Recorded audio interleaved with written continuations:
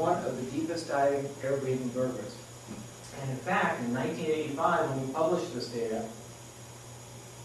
the leatherback was listed in the Guinness World Book of Records as the deepest diving animal on the planet. Kind of fun bragging rights to be able to say we made the Guinness World Book of Records. They got replaced, of course, when the mammal ecologists started putting them on sperm whales and beaked whales because they dive deeper. But we're still right up there, pretty much as one of the deepest diving air-breathing vertebrates. So why dive so deeply?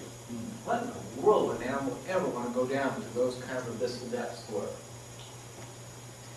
We took a look at the diving pattern. Remember I said this pattern is very distinctive. For one thing, you notice that it's continuous. These turtles are diving all the time. The other thing is, this is nighttime, and this is the 0500, this is daytime.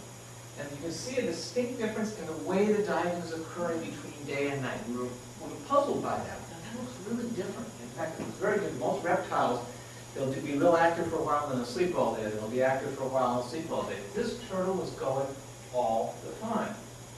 And it looked very much like a foraging pattern. It looked like the animal was very busy actively doing something. So we thought, well gosh, if they're feeding, their weights ought to change, right? Or their weights may not change. Here they are producing lots and lots of eggs. They're in a warm tropical climate where their metabolism is very high. They're burning a lot of energy, so we would expect their weights to change. So we actually weigh them. And this is an extreme challenge. This turtle weighs 280 kilograms, or around 600 pounds. And we're doing it by hand with a block and tackle and about 5 strong people. And we would weigh them on the nesting beach each time they came up to nest because we figured that their weights, producing all those eggs, ought to drop, right? Turns out they don't lose weight at all. That means that they're probably feeding out there, and our diving pattern is probably a feeding behavioral pattern. But what would they be feeding on? Why would they be feeding in that kind of a pattern? Well, it turns out that leatherbacks are jellyfish eaters. That's all they eat are jellyfish. And in fact, that's the last thing a jellyfish ever sees. And that's the inside of the leatherback's mouth. There's 2 very sharp cusps right here, and an interlocking cusp down here, which you probably can't see quite as clearly.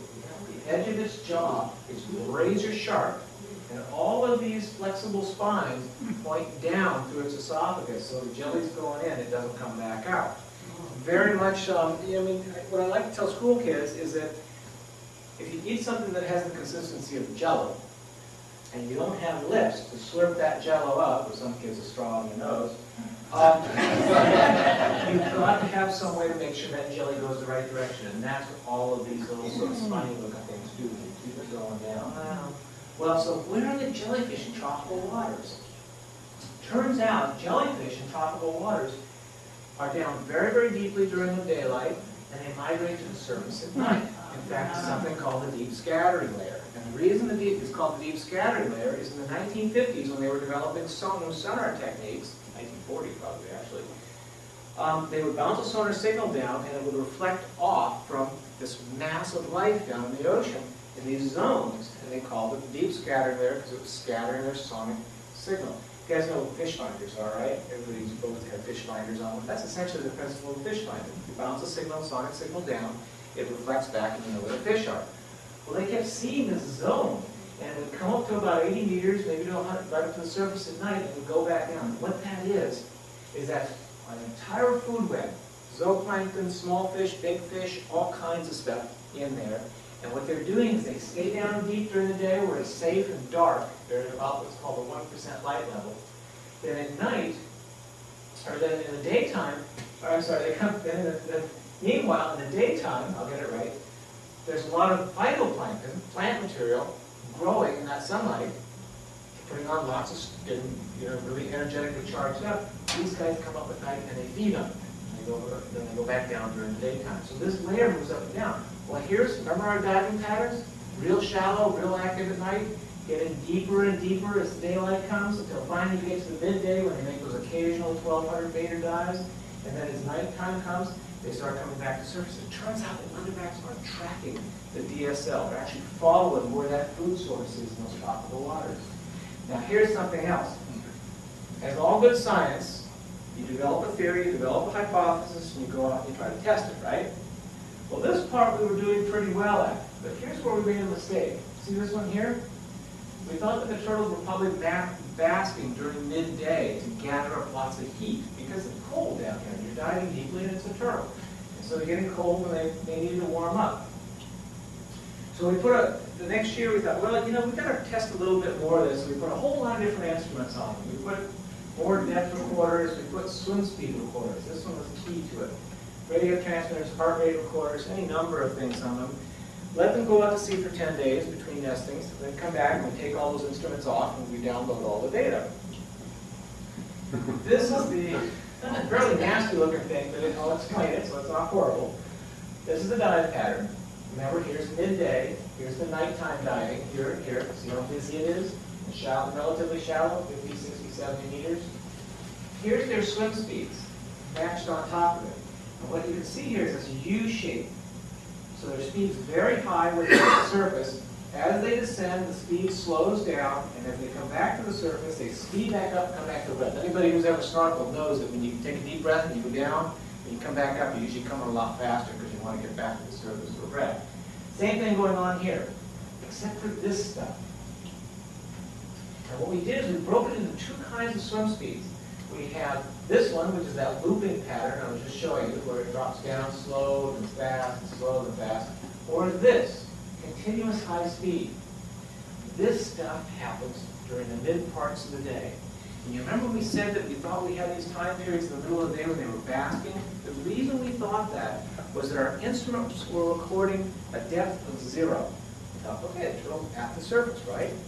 Turns out that our recorders had a resolution of 6 feet, or 2 meters. So anywhere from 6 feet to the surface would record as 0.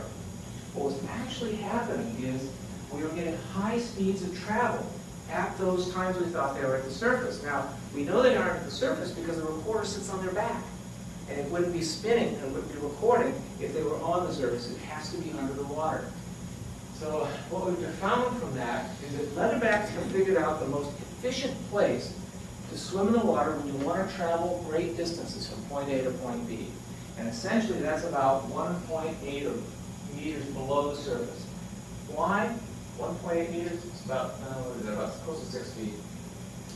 If you're at the surface, you're pushing water, you're creating a bow wave. If you're just below the surface, as you move, you still create a bow wave. You keep this hump, which is the effect of lifting water. And so it costs you energy to swim just below the surface. Where you want to be is you want to be about this far below the surface because now you don't create a bow wave, and yet you're as close to the surface as you can, so when you want to take a quick breath, you take a breath and you right back down again. Turns out it's an efficiency deal. Because the food is so deep during that time of the day, it's not efficient to feed in the daytime. It's more efficient to use that to move from place to place. And so leatherbacks have developed this capacity to travel great distances in a very, very efficient manner by simply dropping down about 6 feet below the surface and making these long distance swims. Okay, let's talk about, now that's pretty neat stuff. Let's talk about why leatherbacks are so incredibly cool, why we call them creature of superlatives. One thing is leatherbacks are completely unique in all the turtle world and all the animal world. There is nothing similar to this creature.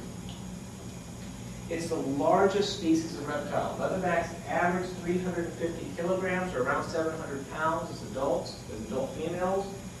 But when they go when they leave the nesting grounds and they go to their foraging grounds, they'll put on another 200 kilos. And they do it all by eating jellyfish. This is the classic, this is one of the best examples of an animal on an Atkins diet you've ever seen. Nothing but protein. That's what jellyfish is. Nothing but protein and a lot of seawater. The largest on record weighed a ton, weighed 916 kilograms. It was a male. But males aren't necessarily larger than females, just the largest record we have for animals is a male at 916. You can get a sense of how big these turtles are with 12 kgs. They have the widest geographic distribution of any reptile species. They're found from the Arctic Circle, up here, all the way down to the Antarctic convergence. They have been seen swimming around icebergs in the Bering Sea. Phenomenal capacity to range the world's oceans and to exist in very cold waters. Now, most of you know what will happen to a lizard or a turtle or a snake if you put it in the refrigerator or the freezer, right? body temperatures cool down, bodies slow down, heart rate slows down, and eventually they die.